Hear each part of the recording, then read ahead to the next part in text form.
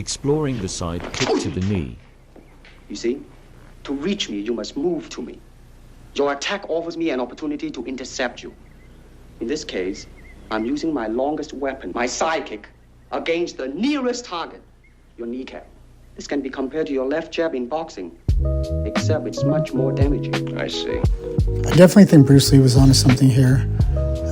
I was spamming it a little bit in sparring today, just playful sparring. Obviously, you don't want to pull it or throw it in sparring because you want to save your sparring partner's knees. But it is a very effective technique, and you can use it in multiple ways.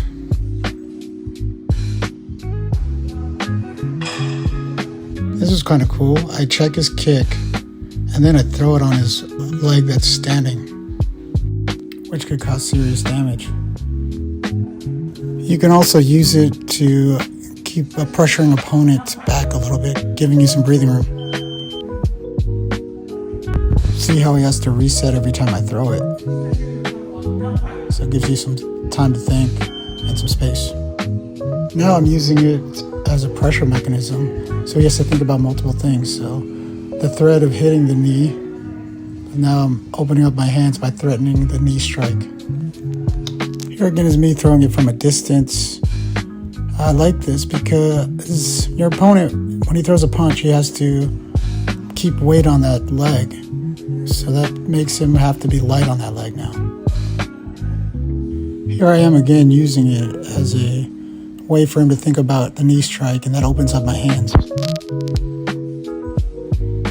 It also forces him to change up his stance. So if he's not checking it, he has to switch up his stance here, as you can see. And then when he's off balance or moving his stance, you can follow up with punches.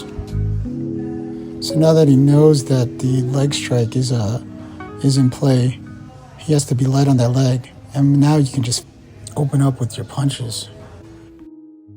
So I definitely think that Bruce Lee brought up that strike for a reason in that show.